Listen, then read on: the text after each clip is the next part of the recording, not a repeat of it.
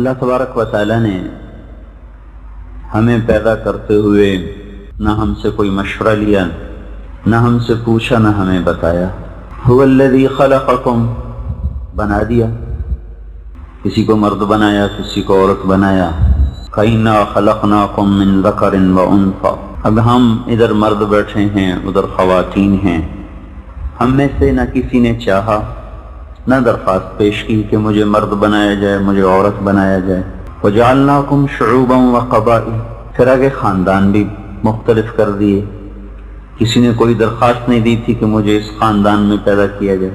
تو ہم دیکھتے ہیں کہ ہم اپنے بننے میں محتاج محض ہیں، اپنے قد میں، رنگت میں، جسمانی ساخت میں، پھر جنس میں، مرد اور عورت ہونے میں، پھر خاندان میں۔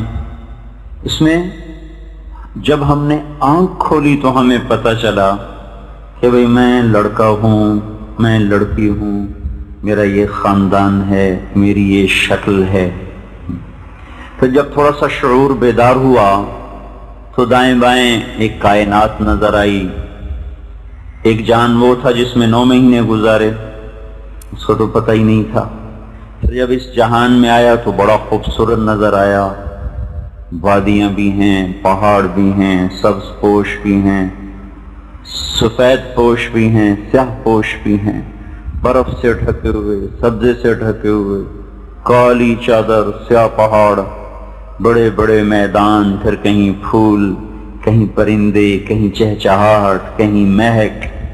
یہ سارا ایک نظام جب دیکھا تو دل لگنے لگا، رہنے کو جی چاہنے لگا۔ ابھی شعور بیدار نہیں ہے اور دنیا سے دل لگنے لگا، لیکن اچانک کسی گھر سے آہو بکا کی صدا آئی، اپنے ہی گھر میں رونا دھونا مچ گیا۔ تو معصوم ذہن کو ایک دھچکا لگا، یہ کیا ہوا؟ بیٹا فلاں مر گیا۔ موت کیا ہوتی ہے؟ اچھا، اتنے خوبصورت گھر بنا کے پھر مر جاتے ہیں، چھوڑ جاتے ہیں۔ موت کیا ہوتی ہے؟ تو ایک تازیانہ قدرت نے لگایا کہ یہاں رہنا نہیں ہے، یہ دھوکے کا گھر ہے، یہ کوچ کا مقام ہے، یہ گزرگاہ ہے، اسٹیشن ہے، جہاں چند گھڑی کو انسان سستاتا تو ہے پر رہتا نہیں، بیٹھتا تو ہے پر گھر نہیں بناتا، اسے منزل کا فکر ہوتا ہے۔ مسافر شب سے چلتے ہیں، جو جانا دور ہوتا ہے۔ ان کی منزل دور ہو، ان کا پہیہ تیزی سے گھوم رہا ہوتا ہے، وہ خرامہ خرامہ نہیں چلتے۔ ایک معصوم بچے نے آہو بکا سنی، رونا دھونا سنا، کئیوں کو دیکھا گریبان پھاڑ رہے، کئیوں کو دیکھا اپنی چوڑیاں توڑ رہی، کئیوں کو دیکھا وہ بے ہوش ہو کے گر رہی، کئیوں کو دیکھا کہ ان کو پانی پلائے جا رہے۔ وہ حیران ہو کے دیکھتا ہے کہ ایسے خوبصورت گھر میں یہ ماتم کیسا ہے، یہ رونا کیسا ہے۔ دیکھتا ہے کہ اس کے دادا کو، اس کی دادی کو، اس کے باپ کو، اس کے بھائی کو، اس کے چاچا کو، اس کی اماں کو، اس کی خالہ کو، اس کی پھوپھی کو، اس کے دوست کو، ایک دم اس کی آواز بند ہو گئی اور اس کی آنکھوں کی شمعیں بجھ گئیں اور ایک بولتا وجود ایک دم ساکت ہو گیا۔ مالی وقفت علی القبور مسلما، قبر الحبیب فلا يرد جوابی۔ یہ حضرت علی کا شعر ہے۔ جب حضرت فاطمہ کو دفن کر دیا تو پھر ان کو پکارا، یا فاطمہ، وہ جواب آتا تھا، خاموشی، یا فاطمہ، فاطمہ، جواب ہی نہیں۔ تو پھر یہ شعر پڑھا، مالی وقفت علی القبور مسلما، قبر الحبیب فلا يرد جوابی۔ یہ کیا ہوا کہ وہ فاطمہ جسے میں نے کبھی رات میں پکارا تو اس نے لبیک کہا، سوتی کو پکارا تو اٹھ کے بیٹھ گئی، کام کرتی کو بلایا تو کام چھوڑ کے آ گئی، گرمی میں سردی میں بلایا تو لبیک کہہ گئی۔ آج میں بلا رہا ہوں جواب ہی نہیں آ رہا، کیا ہوا؟ قبر الحبیب فلا يرد جوابی، یہ تو میری محبوب تھی، آج اس کا جواب کیوں نہیں آ رہا؟ اوہو، پتہ چل گیا، لکل اجتماع من خلیلین فرقۃ وکل الذی قبل الممات قلیل، پتہ چل گیا کہ یہ دنیا کی زندگی دھوکہ ہے، اور میں اور وہ جو یہاں رہے تھے کبھی تو مل بیٹھے بھی نہ تھے کہ جدائی ہو گئی، اور موت نے ہمیں جدا کر دیا اور اسے مٹی میں دبا دیا، اور میں زندہ کھڑا ہوں، مجھ پر یہ راز کھل گیا۔ ان افتقادی احمد بعد فاطمہ، ان افتقادی فاطمہ بعد احمد دلیل علی الا یدوم خلیل، مجھے پتہ چل گیا کہ پہلے میں نے اپنے ہاتھوں سے محمد مصطفیٰ صلی اللہ علیہ وسلم کو کھویا، پھر آج فاطمہ بھی کھو گئی مجھ سے، تو مجھے پتہ چل گیا کہ یہاں کوئی دوستی سلامت نہیں، کوئی گھر سلامت نہیں۔ یہ گھر کتنے شوق سے بنا پڑا ہے، لیکن کتنی حسرت کی بات ہے کہ چند دنوں کے بعد یہاں سے لوگ چھوڑ چھوڑ کے جانا شروع ہو جائیں گے، اور مٹی اور کیڑوں کے گھر میں جا کے ان کے اپنے ہی ان کو دبا دیں گے، کوئی ان کی ہائے ہائے بھی نہیں سنے گا کہ ہم نے اتنے ارمانوں سے گھر بسایا، ایک ایک پودے کا انتخاب کر کے لگایا، مجھے کہاں لے جا رہے ہو؟ ہاں یہی دنیا کی ریت ہے، مرنے والوں کو کوئی گھر میں نہیں رکھا کرتا، یہاں زندوں کے لیے مقام ہے، مرنے والوں کے لیے یہ نہیں ہے۔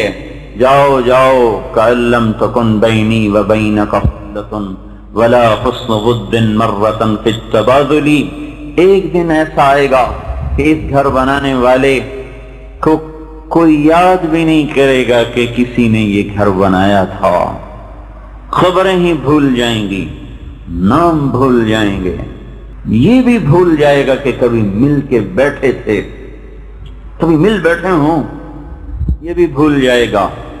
اس جہان کی سرشت یعنی فطرت وہ بے وفائی ہے، اور اس جہان کی فطرت بھول جانا ہے، اس جہان کی فطرت مٹنا ہے، بچنا نہیں ہے۔ کہ میں تو مرتے مرتے بچا، ارے ایک دن بچتے بچتے مر ہی جاؤ گے بھائی، کب تک کہو گے مرتے مرتے بچا، ایک دن تو بچتے بچتے مر ہی جاؤ گے۔ وہ دیکھو جنازے اٹھ رہے ہیں، ایک دن ہم بھی اٹھا دیے جائیں گے۔ جی لگنے سے پہلے ہی ایک ضرب لگی کہ نہیں، یہاں تو مرتے بھی ہیں، یہاں تو اٹھ جاتے بھی ہیں۔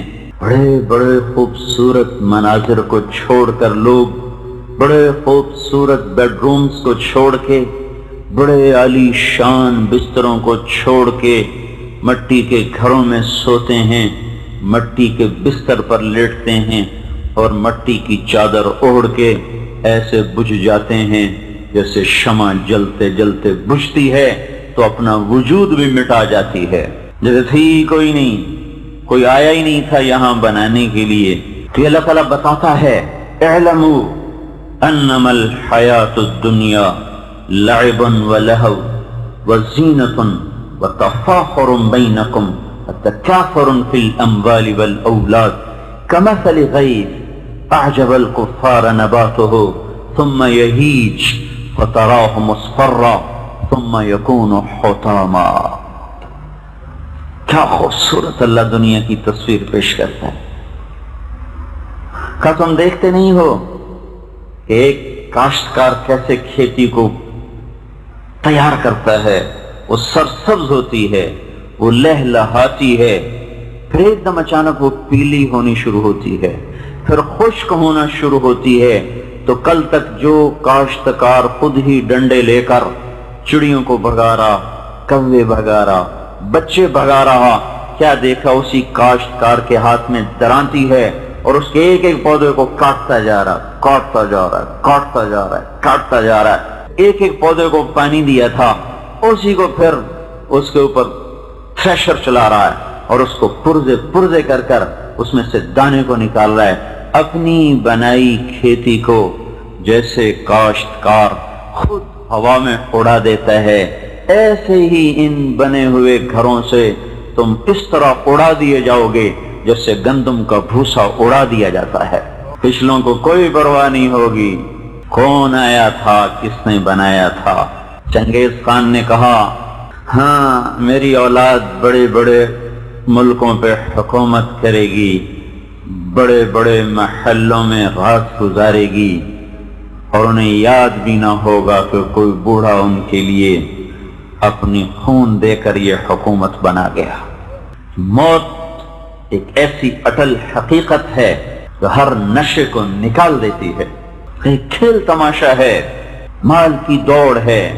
اچھا بھائی کتنا کمانا ہے، کب تک کمانا ہے، کوئی حد ہے، کہیں جا کے رکنا ہے؟ کہیں تو رکو کہ آخرت کو بھی سوچ سکو، کہیں تو کوئی آدمی اپنے آپ کو روکے کہ کچھ آگے کی بھی سوچ سکے۔ نئے سے نئے ڈیزائن، نئے سے نئے منصوبے، ایک منصوبہ ہمارے ساتھ ساتھ چل رہا ہے جو تیزی سے ہمیں موت کی طرف دھکیل رہا ہے۔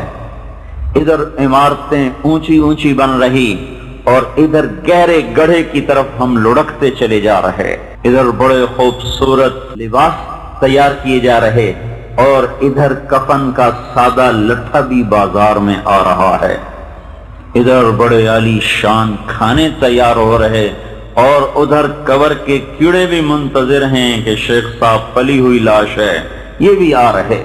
آپ غور تو نہیں کرتے کائنات میں یہ کتنی عبرت کی زندگی ہے، دم آنکھ کھلتی ہے، یہ کیوں مر گیا، یہ کہاں جا رہا ہے، اس کو اتنے خوبصورت گھر سے کیوں لے جا رہے ہیں، موت کیا ہے؟ تو پھر پتہ چلا کہ یہ جہان تو چھوڑ کے لوگ چلے جاتے ہیں، تو کیا آگے کوئی زندگی ہے یا بس یہی کچھ ہے، مر گیا، چند دن روئے ہم، پھر ہم نے بھلا دیا۔ آپ دیکھتے نہیں جو کہتے ہیں اس کے بغیر کیا ہوگا، دیکھتے ہیں کہ اسی کے بغیر سب کچھ ہی ہو رہا ہوتا، تو کہتے ہیں اس کے بغیر تو ہماری زندگی تاریک ہو گئی، وہ دیکھتے ہیں اسی گھر میں رات کو چراغاں ہوتا ہے جیسے یہاں کبھی کوئی مرا ہی نہیں تھا، تو یہاں کر ذہن خاموش ہو جاتا ہے کہ آگے کیا ہے، عقل خاموش ہو جاتی آگے کیا ہے۔ لیکن اگر انسان کی عقل سلیم ہو، میں کہتا ہوں مسلمان نہ ہی ہو، صرف عقل ہو اور فطرت صحیح ہو، تو وہ بھی اس دنیا سے جی ہٹا لیتا ہے۔ دفع کرو جسے چھوڑ ہی جانا، اس پہ جان کیا لگانا، جس وجود کو مٹی نے کھانا ہے اس کو گھنٹوں سجانا، یہ بھی کوئی حقیقت ہے یا یہ بھی کوئی کام ہے؟ جس وجود کے لیے زوال طے ہے اور فنا طے ہے، جس حسن کو بڑھاپے نے کھانا ہے، اس کے پیچھے لگے رہنا، یہ بھی کوئی زندگی ہے؟ تو پھر یہاں آ کر ہماری شریعت نے راہبری کی کہ نہیں، موت کے بعد ایک زندگی ہے، کھیل تماشا نہیں ہے۔ اَيَحْسَبُ الْإِنسَانُ أَن يُتْرَكَ سُدًى، اے میرے بندے یہ خیال دل سے نکال دو کہ موت کے بعد کوئی جزا سزا نہیں ہے۔ اَيَحْسَبُ الْإِنسَانُ أَن لَّن نَّجْمَعَ عِظَامًا، تم یہ سوچتے ہو مردے کون زندہ کرے گا، ان ہڈیوں کو کون زندہ کرے گا؟ بلا یقیناً، کیا یا اللہ، قادرین، ہمیں قدرت ہے، کس بات پر؟ علی ان نسوی بنانا، تیرا وجود نہیں، تیری انگلی کا پورا بھی تیرا ہی تجھے واپس کروں گا۔ بنانا، آپ کو پتہ نہیں یہ جو فنگر پرنٹس ہیں یہ سب کے جدا جدا ہے، اس لیے اللہ نے کہا بلا قادرین علی ان نسوی بنانا، میں تیری انگلی کا پورا اس پر چھپا ہوا جو پرنٹ ہے آج لگا کے دیکھ لے، قیامت کو یہی واپس کروں گا، کسی اور کی نہیں ہوگی۔ لیکن پھر تو ٹھٹھا کرتا ہے یسأل ایان یوم القیامہ، پھر بھی مجھ سے پوچھتا ہے قیامت کب آئے گی؟ تو سنو، فَإِذَا بَرِقَ الْبَصَرُ وَخَسَفَ الْقَمَرُ وَجُمِعَ الشَّمْسُ وَالْقَمَرُ، جس دن آنکھیں پھٹ جائیں گی، سورج چاند بے نور ہو جائے گا، اس دن تجھے قیامت نظر آئے گی، پھر تو کہے گا یقول الانسان یومئذ این المفر، آج تو کہے گا مجھے بچاؤ، میں کہیں بھاگنا چاہتا ہوں، میں کہیں چھپنا چاہتا ہوں۔ کلا، دن گئے بھاگنے کے، دن گیج سعید کالونی اور ہے اور میدان محشر اور ہے۔ الی ربک یومئذ المستقر، آج تیرے قدموں کو زمین نے پکڑا ہوا ہے، یہ ہل نہیں سکتے، زمین پکڑ لے گی۔ یہ جو کشش ہے زمین میں، اگر اسی کو اللہ 10 گنا اور بڑھا دے ابھی بھی زمین ہمیں پکڑ لے، ہم ہل نہیں سکتے۔ تو اللہ نے اس کشش کو ایک متوازن طریقے پر رکھا ہوا ہے کہ ہم اٹھتے بھی ہیں، بیٹھتے بھی ہیں، چلتے بھی ہیں۔ یہ اللہ زمین کی کشش کو 10 گنا آگے کر دے تو ایک قدم نہیں کوئی اٹھا سکتا۔ آج اللہ کہہ رہا ہے ہل نہیں سکتے، تو اب کیا ہوگا؟ يُنَبَّأُ الْإِنسَانُ يَوْمَئِذٍ بِمَا قَدَّمَ وَأَخَّرَ، آج بیگم صاحب جو تو نے کیا ہے میں تجھے دکھا دوں گا، آج میاں صاحب جو آپ نے کیا ہے میں تمہیں دکھا دوں گا۔ وَلِلْإِنسَانُ عَلَى نَفْسِهِ بَصِيرَةٌ، آج تو دیکھے گا میں نے کیا کیا ہے۔ وَلَوْ أَلْقَى مَعَاذِيرَهُ، آج تو بڑے عذر پیش کرے گا، جی یہ تھا اصل میں، یہ تھا اصل میں، معاشرہ ایسا تھا، ماحول ایسا تھا، لوگ ایسے تھے، بیگم نہیں مانتی تھی، میاں نہیں مانتا تھا، بچے نہیں مانتے تھے۔ یہ وَلَوْ أَلْقَى مَعَاذِيرَهُ، آج تیرے بڑے عذر میرے سامنے آئیں گے، پر نہیں ہو سکتا۔ تو موت کے بعد کیا ہے؟ ان یوم الفصل کان میقاتا، وہ ایک مقرر دن ہے۔ ان یوم الفصل میقاتہم اجمعین، جو تم سب کو جمع کرے گا۔ فتأتون افواجا، فوج در فوج چل رہے۔ السماء فکانت ابوابا، دروازے کھلے آسمان کے۔ سیرت الجبال، پہاڑ ریت بن گئے۔ اور ادھر ازلفت الجنت للمتقین، یہ جنت آ رہی۔ وبرزت الجحیم للغاوین، یہ جہنم آ رہی۔ ونضع الموازین القسط، یہ ترازو آ گیا۔ وَإِن مِّنكُمْ إِلَّا وَارِدُهَا، یہ پل صراط آ گیا۔ وَجَاءَ رَبُّكَ وَالْمَلَكُ صَفًّا صَفًّا، اور کیا دیکھا کہ اللہ بھی خود آ گیا۔ یا اللہ خود سروں پر۔ وَيَحْمِلُ عَرْشَ رَبِّكَ فَوْقَهُمْ يَوْمَئِذٍ ثَمَانِيَةٌ، 8 فرشتوں نے عرش کو اٹھایا ہوگا اور سروں کے اوپر، اور ایک سناٹا چھا جائے گا۔ اور جب اللہ کا عرش آئے گا اور اس کی آواز اور اس کی ہیبت سے سارا میدان محشر بے ہوش ہو کے گر جائے گا۔